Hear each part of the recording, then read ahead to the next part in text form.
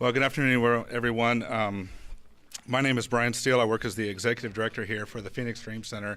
On behalf of my wife, Sky Cherie, who is the CEO of Streetlight USA, we welcome you this afternoon.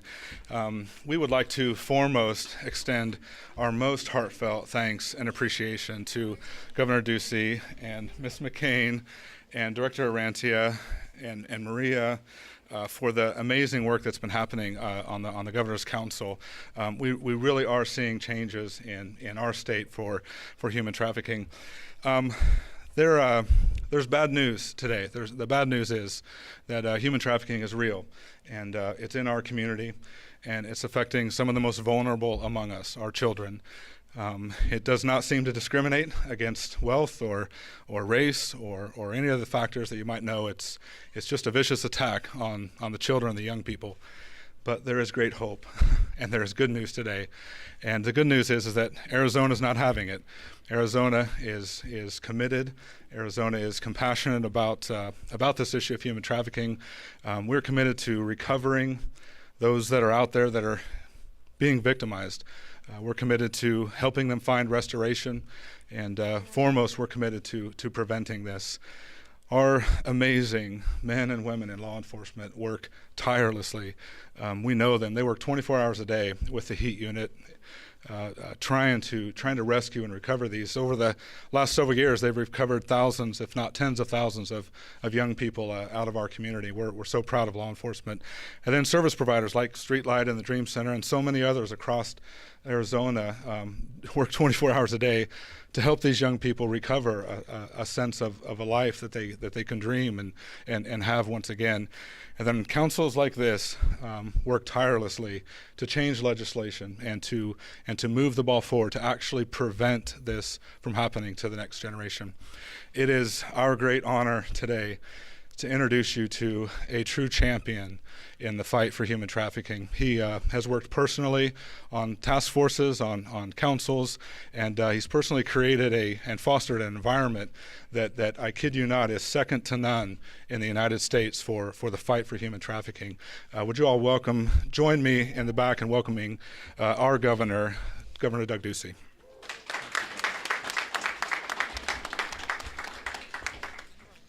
Good afternoon, everyone, and I want to say thank you for joining us today.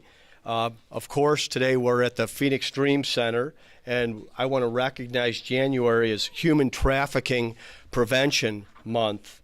And I want to thank the Dream Center for the excellent work that they're doing on human trafficking. Their executive director, Brian Steele, and his wife, Sky, we were able to see some of the programs that they have here, what they've done at the Dream Center since 2006, and it's just incredibly inspiring what a difference the community can make to attack this issue. I also want to thank them for the warm welcome today and the focus that they've been able to put on the victims of human trafficking and what's happening out there. The Dream Center provides safe housing and spiritual nurture, along with trauma-informed care that helps victims heal and move forward with their lives. This is amazing work, and Arizona's been blessed by it. It's also a model that can be replicated in other places around our country.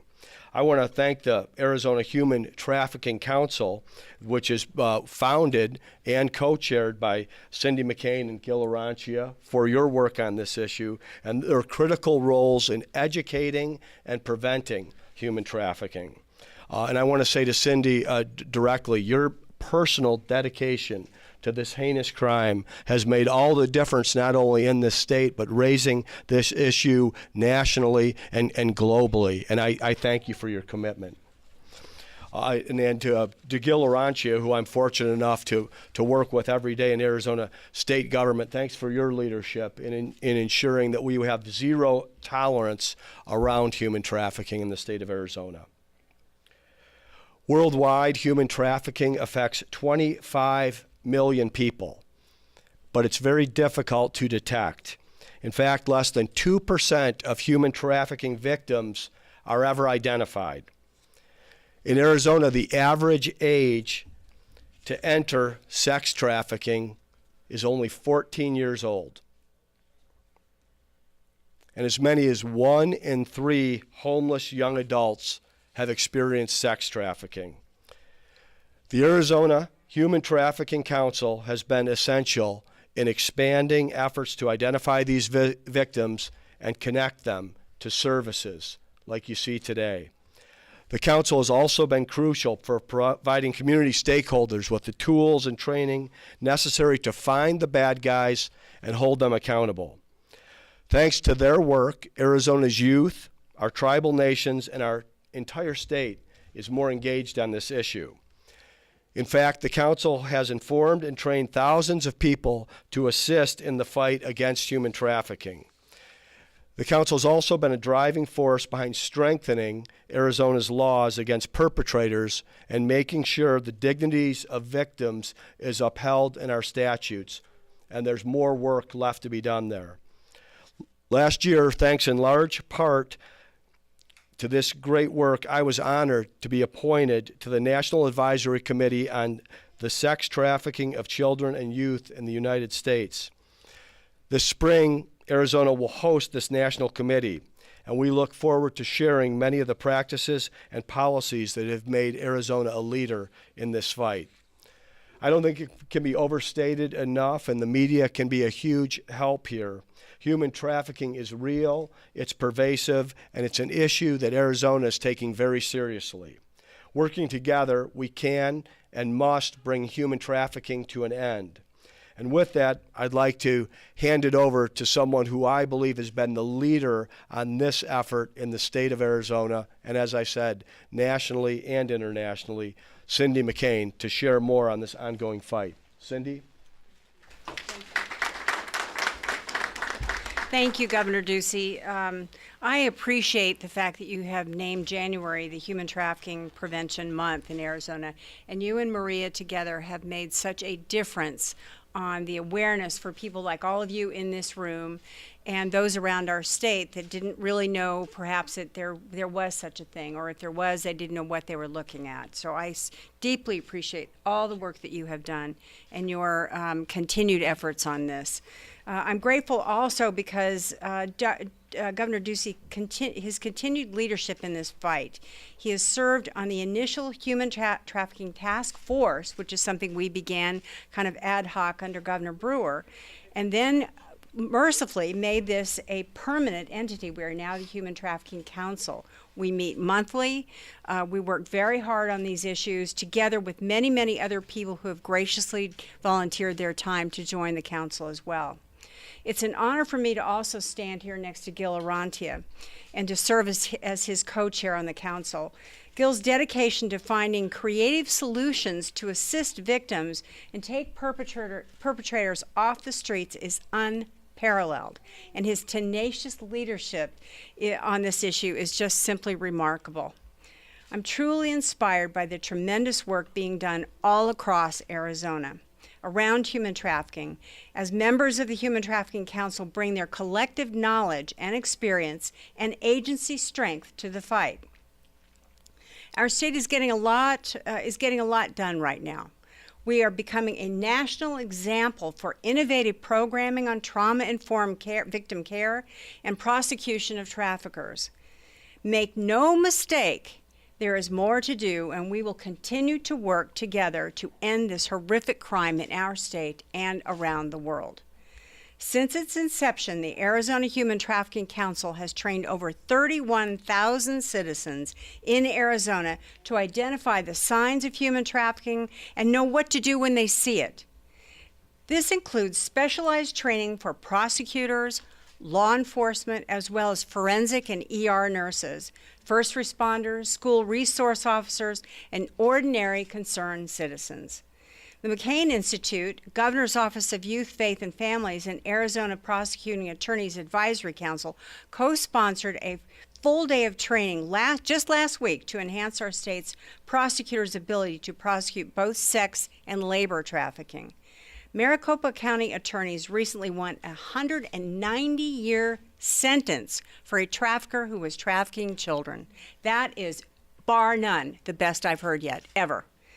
I totally agree.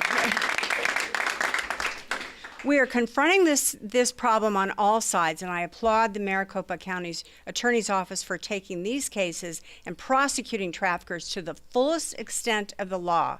And I look forward to hearing that more traffickers are being prosecuted and taken out of the community. I'd like to highlight the ongoing training and prevention education that the Arizona Human Trafficking Council and the McCain Institute are doing. The McCain Institute partnered with ASU's Sex Trafficking Research Office to develop Project Starfish for education. It's an online prevention education tool for middle and high school to help students avoid being trafficked, as well as offer resources and guidance to school personnel who might suspect trafficking going on their very campuses. The McCain Institute is convening stakeholders working on prevention education around the country, including federal and state entities and nonprofits, to foster knowledge, sharing about basic educational standards, tools, resources, training material, and extracurricular.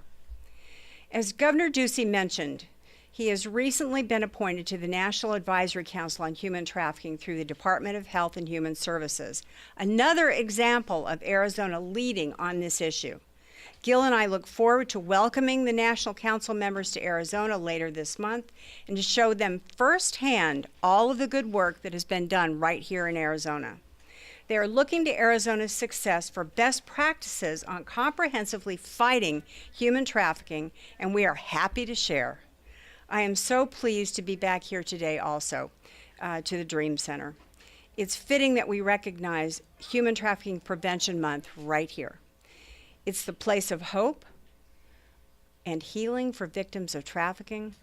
Brian Steele and his wife Sky, who runs Streetlight USA, as you know, are experienced, compassionate leaders in caring for traumatized victims and helping them move forward with their lives in healthy and productive ways. I truly believe what they are doing here is groundbreaking, and I am so proud to be able to call both of them my friends. Thank you. Thank you. So I would like to thank all of you for coming today. I appreciate all the media being here, especially to cover this issue. The more we cover this issue, the more we're going to stop it. So thank you, and let's together work to make Arizona a flyover state for traffickers. Thank you.